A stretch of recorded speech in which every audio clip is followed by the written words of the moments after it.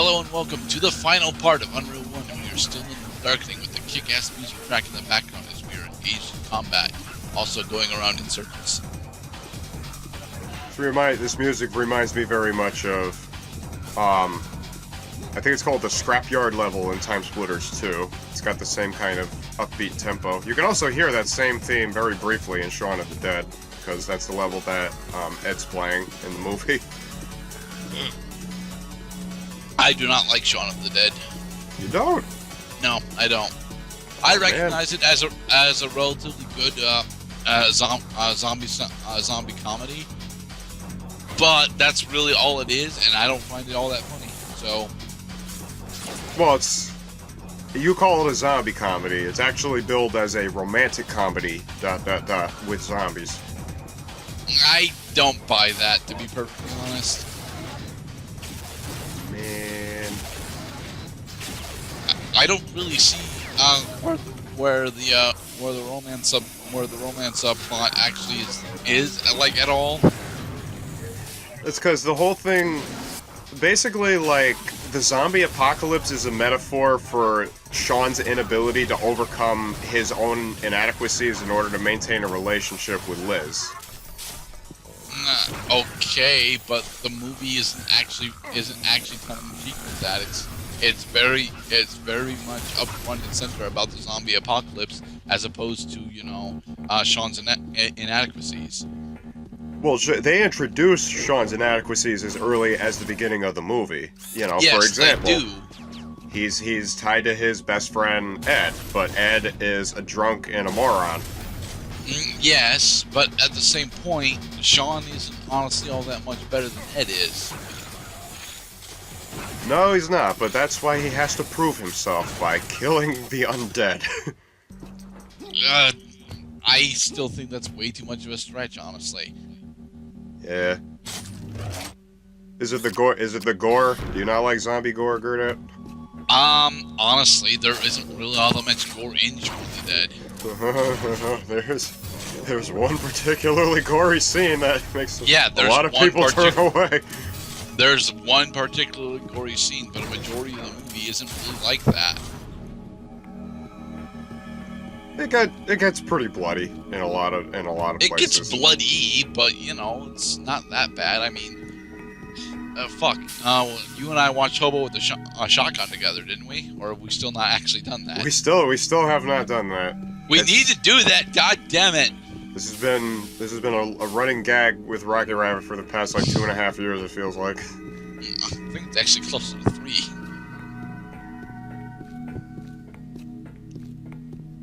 More ammo. The button has been displaced. That button doesn't work. The button has been deactivated. Turn back.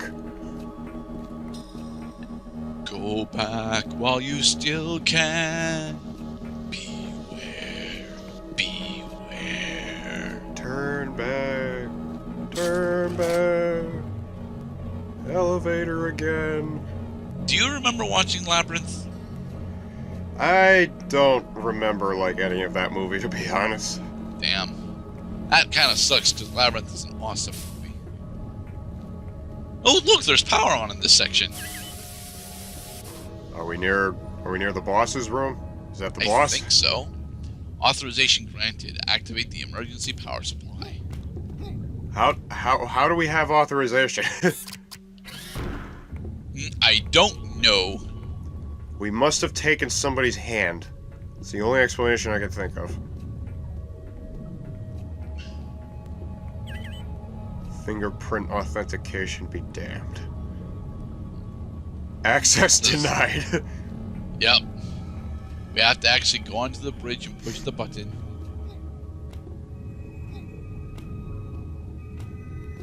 So we did kind of create a situation for ourselves, because we're trying to escape using vehicles on the mothership, but we deactivated the power. Yep. So we have to get emergency power.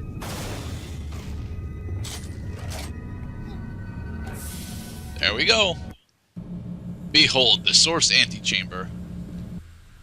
The final level. Yes. Or is this...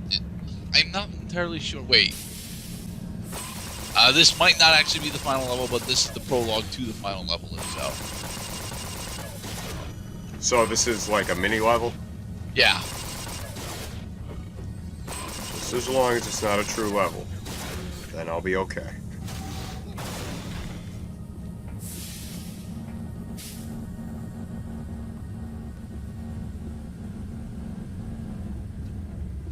Push the button.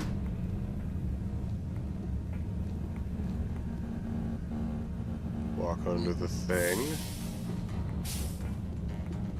With the button pushed, these bars should start to fall down. Apparently, we still have to approach them. Because, of course, we do. Button is still pushed already, Gurdette. You just have to... Have to actually approach the bars. You have to be confident. Walk forward, and then you will be on the platform of number 9 3/4. Certainly hope not. Might as well be going to Hogwarts. Ooh, more ammo. More stuff. Stuff is good. Stuff is good. Armor. Bullets are good.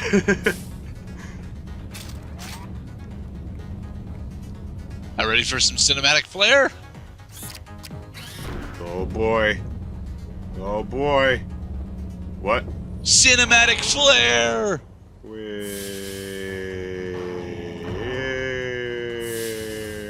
So much green.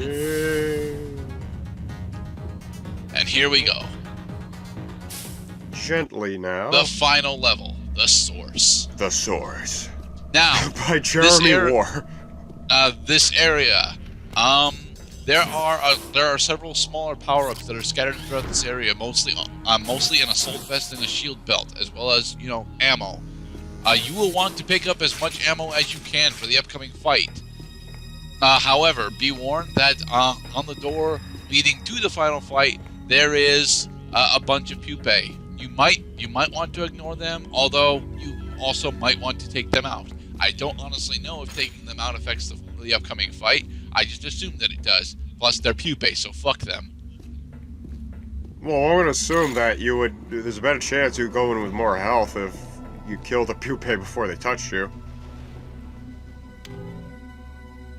Also, there aren't actually walls out there. We know this because the searchlight stretches literally into infinity, so, yeah. They didn't code in walls. They did not code in walls. They wanted to make this area as dark as possible, and they're doing a great job. Look at this Final Destination type platform. Alright, with the assault vest and as much ammo as we can stock, you'll notice that they didn't actually give us all that much. What's 6? 6 is the razor... No, 6 isn't the razor jack. Shit, I forget what 6 is. There's a conspicuous... 8's the flat cannon, 7's the razor jack. I forget what 6 is, god damn it. Safe. Is 6 the bow rifle? Boss fight. Super jump boots. Yep. These jump boots do not run out for the entirety of the upcoming boss fight. There doesn't seem to be a boss in here, Cloud. Did we already win? Is it going to teleport in? Well... Yes. This is the Scar Queen. She is very fast. She hits very hard with her melee attacks. She can teleport around. She has a plasma shield, and she spawns pupae throughout the fight. Damn, dude. Now, my personal recommendation is to flat cannon her face off. However, that involves getting up to close range with her, and you want to be very careful about how close you get to her. She's a four-arm freak. 6, but yes. Oh, shit. Also, she has an earthquake move that shakes up the entire mothership. That makes it harder to hit her. Yeah. Well, so far so good. You've only taken 9 damage since you started the fight. I've also lost almost all my assault vest already. Oh. See, I have a feeling there are objects on my screen that are preventing me from seeing some of the more important HUD details. Possibly. Ah! That is cheap. She can teleport right next to you. Yes. This is the only time I use the minigun throughout the entire game. Well, it's doing So wonders. I may as well explain what the minigun has. The minigun has a rapid fire mode and a super rapid fire mode, where it pretty much empties its clip all at once. Not exactly all at once, but you know. The super rapid fire mode is technically better, but I honestly do not care. Okay, now we're on the second floor. Jump boots, protect me. Put Shield down belt. your Pick up the shield coward. belt. Got the shield belt. God. Keep running. Went this way to get the help. Very good. To be perfectly honest, on easy and normal, this fight is actually pretty simple. Just make sure you know what just make sure that you are reading her pattern appropriately. Maybe kill the pupae every once in a while, but for the most part, you can't ignore them. Yeah, I'll say. And that's why I'm using the minigun, because there's a minigun ammo in here.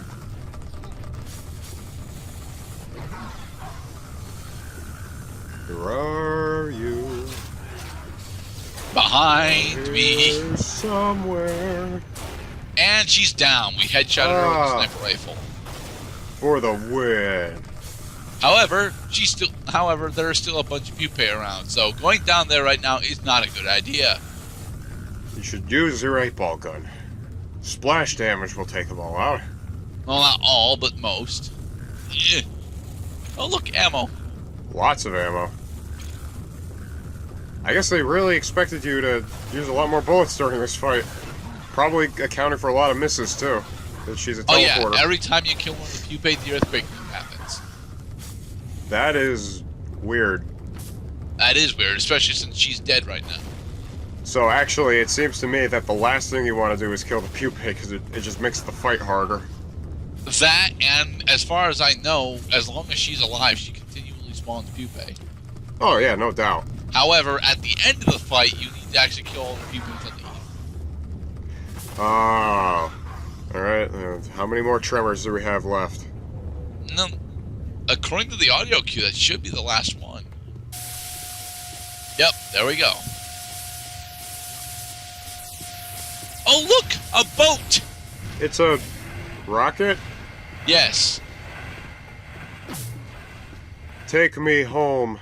That is my home. I believe the planet that they were supposed to be showing there was Earth, but I'm not entirely sure. Oh, it's the ending cutscene. Yep. The And by the lobster way, is raising to this the is still sky. in-game graphics, just so everyone's aware. Whee! We're going on a ship ride. Get us the hell out of here. Whee! Wow, this is cool. Yes, this is very cool. It reminds me very much of Descent. Reminds me of Star Fox 64 after you kill Andros.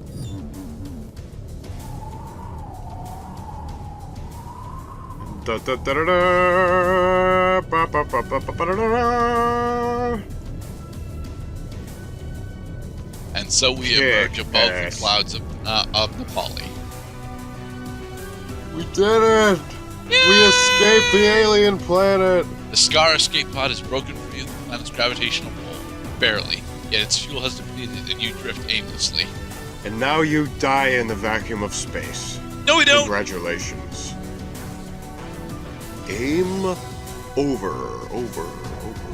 From where many have died, you have escaped. You laugh to yourself, so much has happened, but little has changed. War never changes. And then an asteroid collides with the escape pod. Nope. Before the crash landing, you were trapped in a cramped cell. Now, once again, you are confined in a prison. Yay! We're back to where we started. We have successfully bookended Unreal 1. We've come full circle. But you feel confident that someone will come upon your small vessel eventually. Eventually. And they do! Hopefully before your food runs out. Hope you like I don't actually know how long it takes them. I think the Scarscape Club actually has a crowd sleep version. I bet Until they then, have. you drift and hope. You hope that your supply of Scarge breakfast cereal doesn't run out. Scarge flakes.